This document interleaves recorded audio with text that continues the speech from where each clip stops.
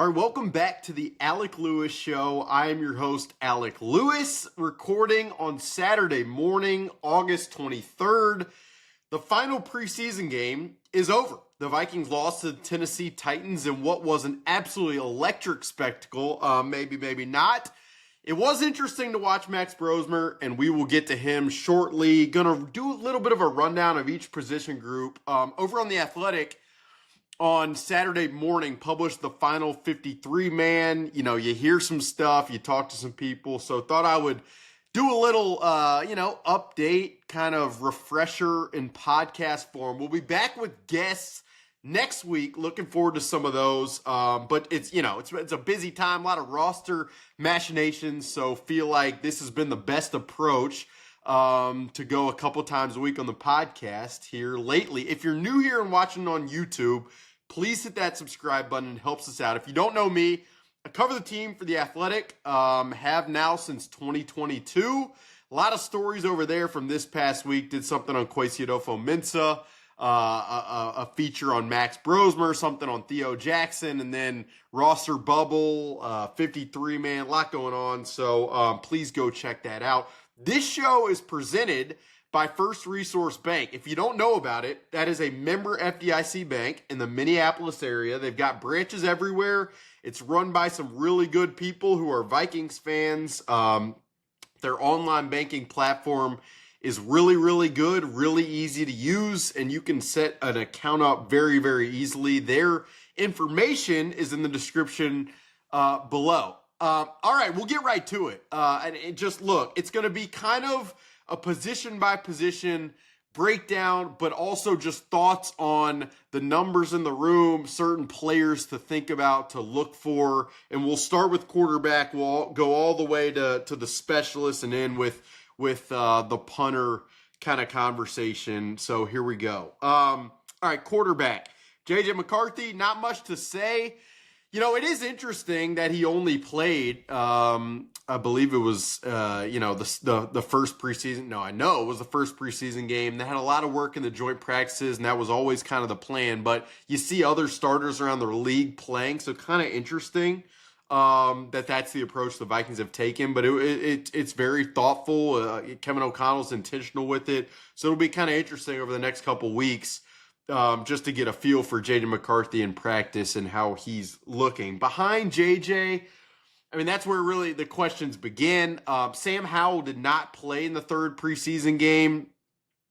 He took a lot of reps with the number 2 team in practice. So if he does make this roster, the arm talent is there. There's no question about that. You've seen that.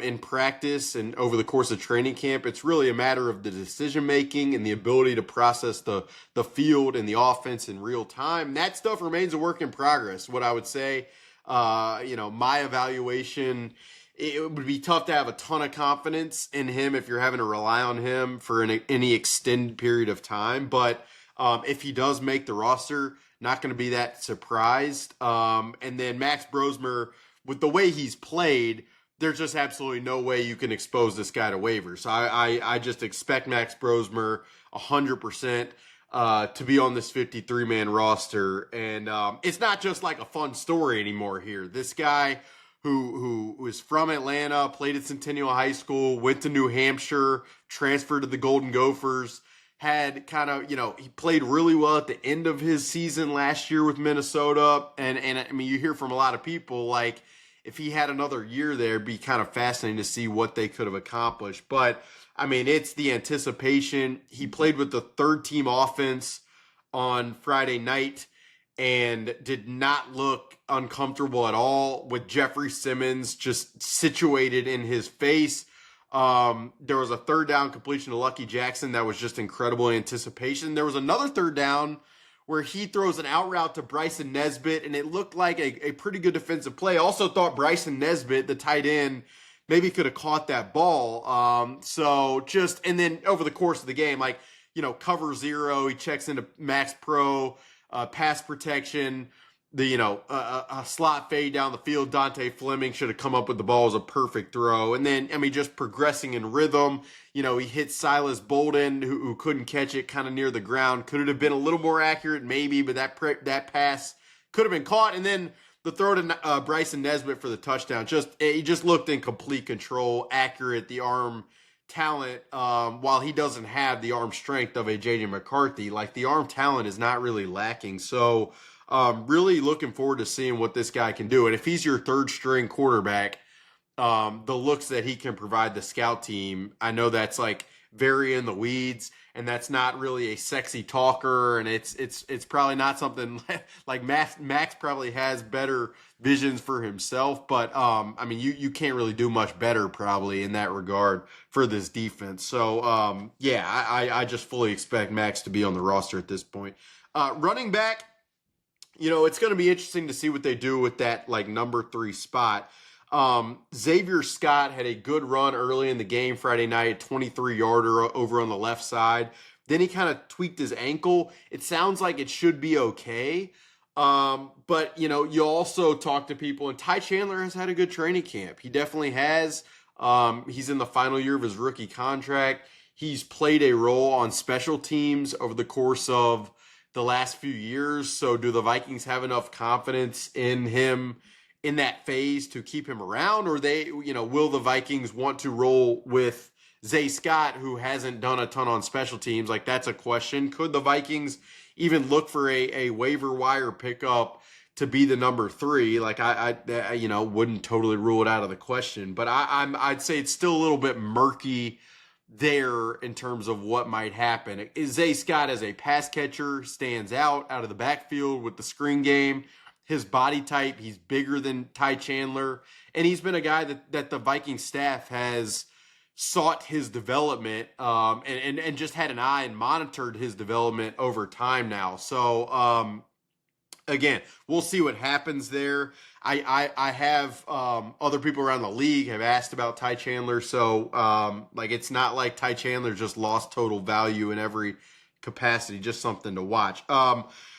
The receiver position is probably the most interesting offensively right now, and this is not going to come to any surprise to anybody who's paid attention. I mean, I hosted Paul Allen's show on KFAN Friday.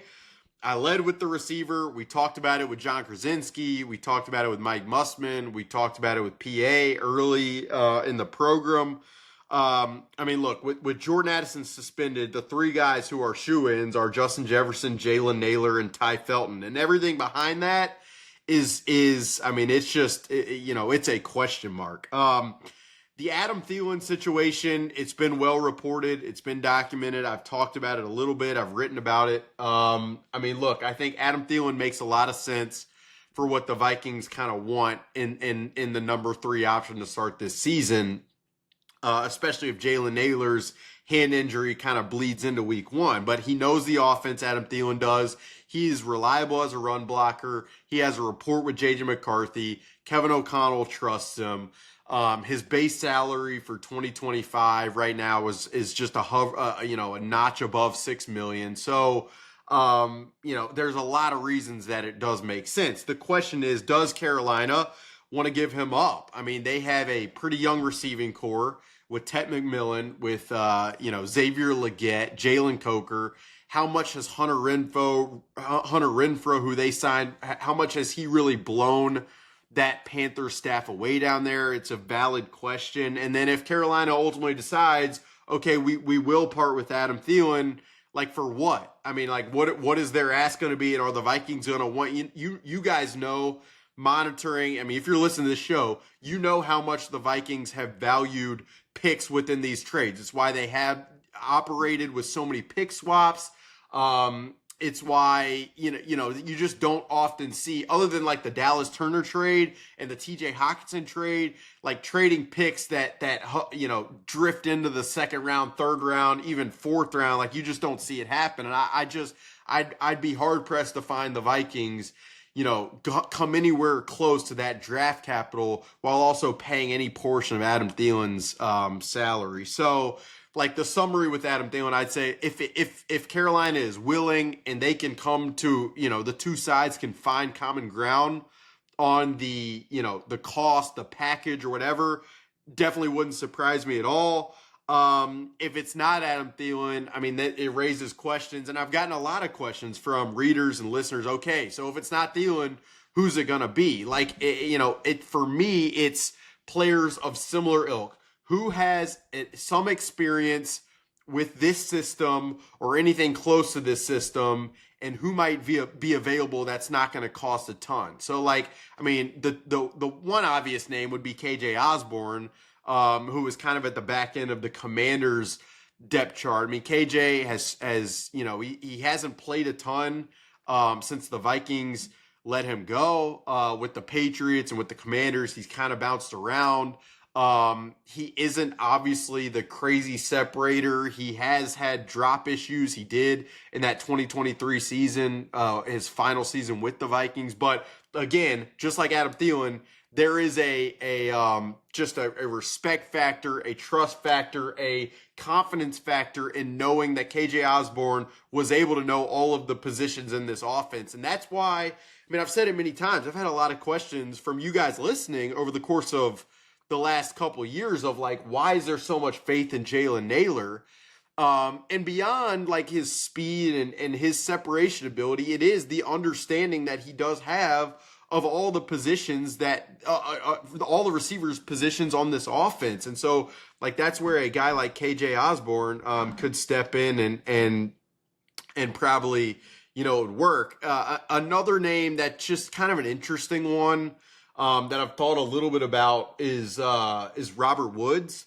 Robert Woods obviously was in Los Angeles with McVay's system and Kevin O'Connell in 2021, I believe. Let me make sure of this before I go too far. But Robert Woods in 2021 was with the Rams, caught 45 passes for 556 yards and 4 touchdowns. He is a respected run blocker in the league. As a returner, he returned punts last year for the Houston Texans. And so like that, that's kind of a crossover. He's gotten older now. He was 32 last year. He's 33, but we've talked about Adam Thielen, who just turned 35. And the durability stuff has definitely been a question for Robert Woods, but he's with the Steelers. He signed with the Steelers for a reason. Their receiver depth isn't it's not unbelievable right now. So would the Steelers be willing to move Robert Woods? It's a question that I would have. And would Robert Woods want to move from Pittsburgh is a question I'd have. But he's just kind of a name that to me would be a sensible one and kind of the ilk that we're talking about here. I mentioned the punt returning there, but I mean, look, Miles Price, when he's fielded the ball cleanly throughout this training camp, he's the undrafted guy from Indiana, had a lot of punt return experience in college. When he's fielded the ball cleanly, he's been dynamic. The question really becomes, if you're the Vikings staff and you know that you're going to need a win on the margins in a week 1 game in Chicago, in prime time, under the lights, with all of the pressure, with that raucous environment, can you have faith that Miles Price, who has never done it before at this level, is going to field the ball cleanly back there? Like, and he had a near drop on Friday night. He dropped one this past week in practice. He dropped one the week before in joint practices. So, like, if the Vikings end up rolling the dice with Miles Price and he's the one trotting back there in Chicago and he drops the ball, like, as a coaching staff, you can't sit back there and say, like, that was out of nowhere. Like, you could see that coming. And so, I don't know. With again, I've said it plenty of times. Special teams, I get it. It's not worth talking about like we talk about offense and defense.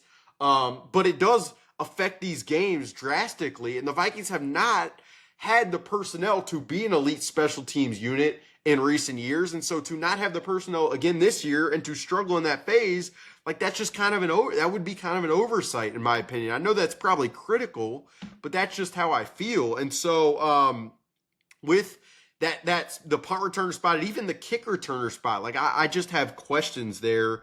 And I'm just not sure how much faith I personally would have in Miles Price. And it's nothing against the guy. I do think he's dynamic with the ball in his hands. Like, these are just high pressure situations that require like an immense amount of just confidence. And that's, I mean, because it's the coach's jobs on the line in this kind of respect. So that's how that's where I'm at with the receiver position. Tight end. Look, I came into training camp expecting it to be a battle of, late round pick Gavin Bartholomew from Pittsburgh and then undrafted signing Ben Urasek from Stanford and Georgia. Obviously, Gavin Bartholomew, this is for the tight end 3 spot, by the way. Gavin Bartholomew, serious back injury, doesn't, make it back. So then it kind of becomes a little bit of a competition between Ben Urasek and Bryson Nesbitt, the undrafted signing from North Carolina. And Bryson Nesbitt had a really good night Friday night. He's been kind of impressive throughout camp. I will say, Eric Nordquist, the producer of 9 and New on KFAN, after the night practice, he's like, this Bryson Nesbitt guy is pretty interesting. And I kind of laughed, and you talk to some people, and he has, impressed behind the scenes. In my 53, my final one on The Athletic, I had Ben Urasek. But I mean, look, if the Vikings end up siding with Bryson Nesbitt, wouldn't be the craziest thing in the world. And then if they would, if they're also in, scavenging the market for tight end depth, that wouldn't, I think that's a possibility as well. I will say I've heard that there are other teams in the NFC kind of looking around in that market. So if, whoever the Vikings cut there, if they cut, Bryson Nesbitt or Ben Urasek, there probably are going to be teams that are curious about either one of those guys. So will be interesting to see what they do in that room. And then I will just say, with how the Vikings are going to want to play early in the season with 12 personnel, which is one running back, 2 tight ends, TJ Hockenson, Josh Oliver, those guys and the durability of those guys feels like it's going to be critical for this offense to kind of be what they hope it can be in terms of, establishing the run and physical identity. And then giving J.J. McCarthy a safety valve in the form of T.J. Hockenson early in the season. Those guys and durability just feels pretty critical. All right, offensive line.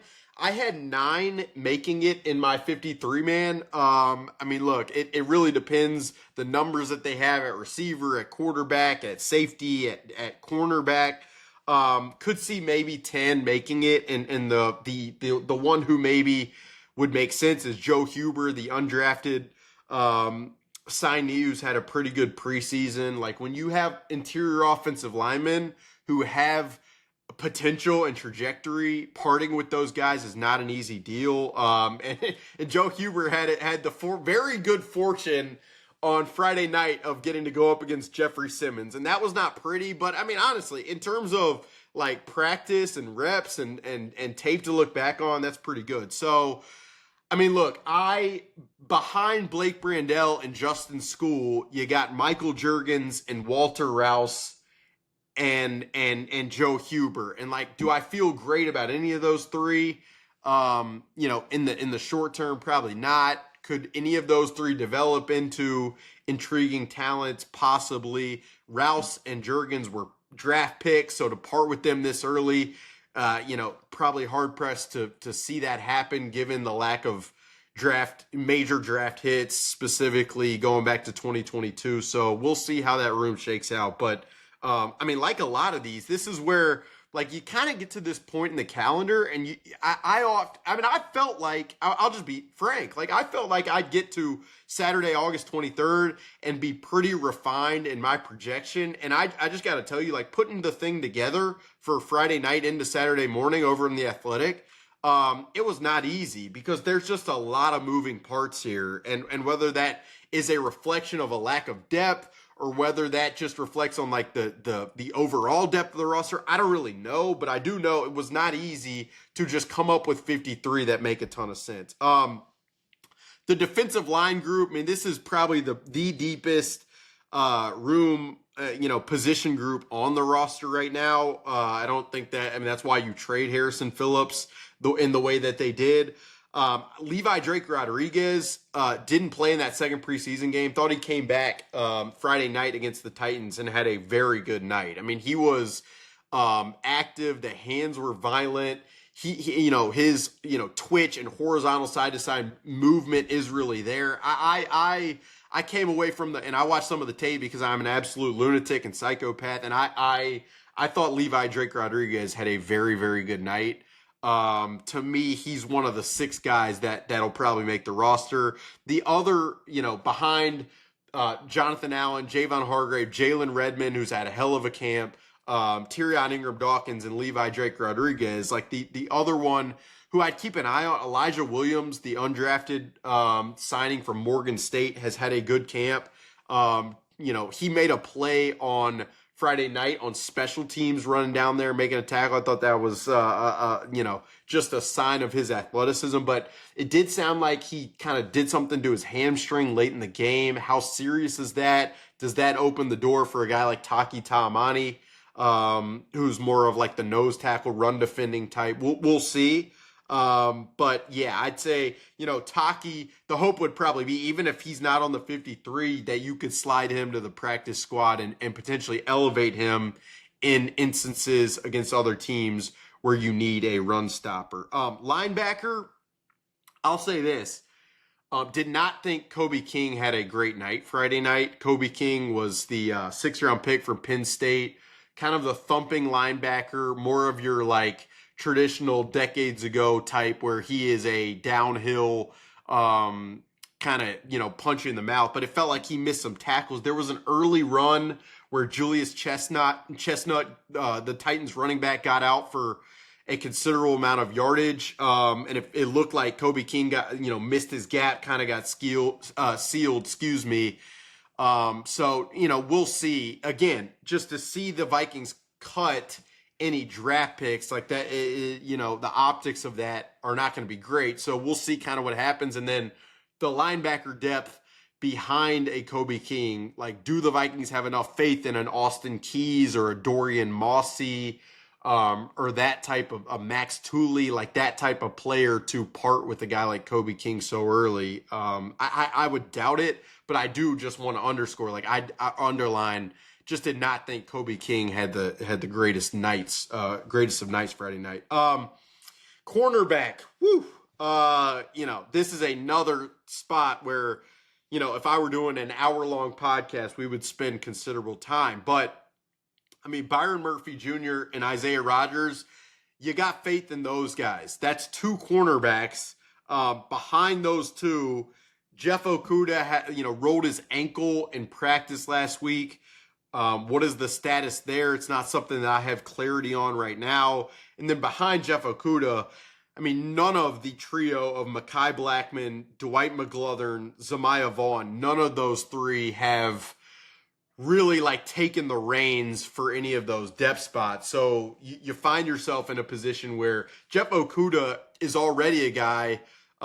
You guys are probably like, Alec, can you have any confidence in Jeff Okudah? And while there have been instances in camp where he has looked pretty solid and he's gotten hands on guys and he is physical, down the field, if the pass rush is not getting home, can you have any faith in Jeff Okudah? I think it's a fair question. And then if you don't have faith in Jeff Okudah, then who's playing? And while the Vikings utilize big nickel a lot, meaning 3 safeties and 2 cornerbacks, where you have Josh Metellus and Harrison Smith and Theo Jackson, there are times where you need 3 cornerbacks out there. And so, this is where the free agent market, the trade market, the waiver market, it comes back into play. Like Stephon Gilmore is still out there.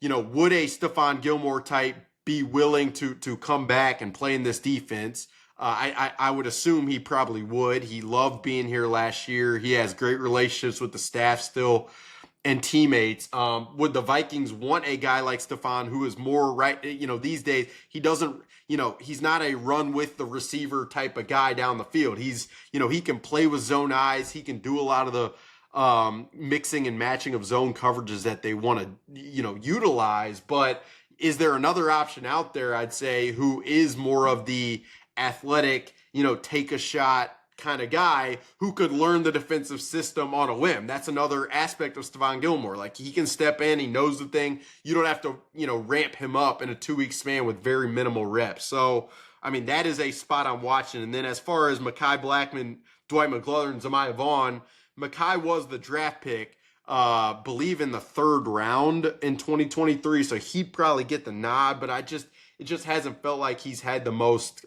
consistent camp. And then safety, we'll see. Behind Harrison Smith, Theo Jackson, Josh Metellus, could Tavier Thomas make the team as a special teams guy? Absolutely. Jay Ward, I thought he's had a pretty good camp. He's also a special teams contributor who has gotten flagged, I know, over the years, but Jay Ward feels like he's kind of come into his own, developed a little bit. So if there are 5 safeties, maybe those 5.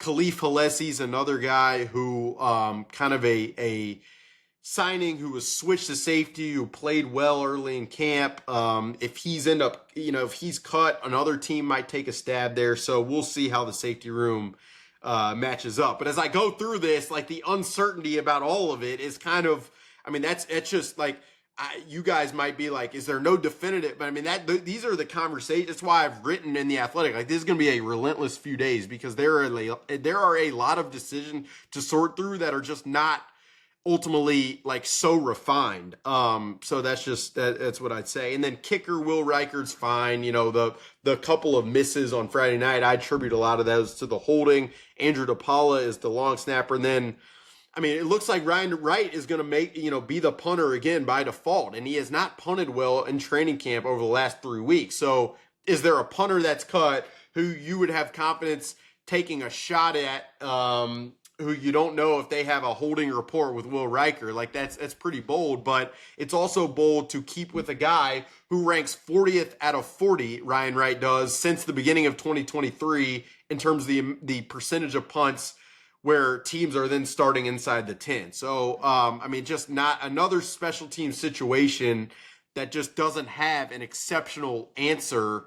And it's again, like if we get to week 9 of this season and you guys are like, why is it like the special team? It's going to be tough on this, on the coaching staff, and Matt Daniels, a special teams coordinator, because this is another year where if special teams struggles, like the eyes are going to be on you because of the expectations kind of everywhere else. So I hope that gives you a pretty good rundown and how I'm thinking about things as of Saturday morning. This is very fluid. I have my phone with me and plan to all Saturday and Sunday and Monday and Tuesday. So little sleep, a lot of calls, a lot of text, a lot of, scouring the marketplace to see who's available and whatnot. And that's kind of what's going on internally, I expect, over the next few days. We'll be back with some thoughts after cut day. I did that last year, kind of right around cuts happening. And then we'll have some guests going into Monday Night Football in Chicago at Soldier Field against Ben Johnson's crew. Cannot wait. We're almost 2 weeks away. This thing has flown by. It's been a blast. Hope you guys enjoyed this show. Again, if you're new here, hit the subscribe button, rate and review us on Spotify, Apple. We appreciate iHeart, wherever you're listening. We appreciate that. Check out a bunch of the stories and features we've had at The Athletic. There will be many more coming this upcoming week. Stay locked in. Support First Resource Bank. They are our presenting sponsor. We'll have some announcements coming up on some other stuff and a regimented plan for the season from a podcasting perspective. But that'll do it for episode 106 on a beautiful, temperature day in the Twin Cities. This is Alec Lewis signing off on episode 106 of the Alec Lewis Show. Talk to you guys very soon.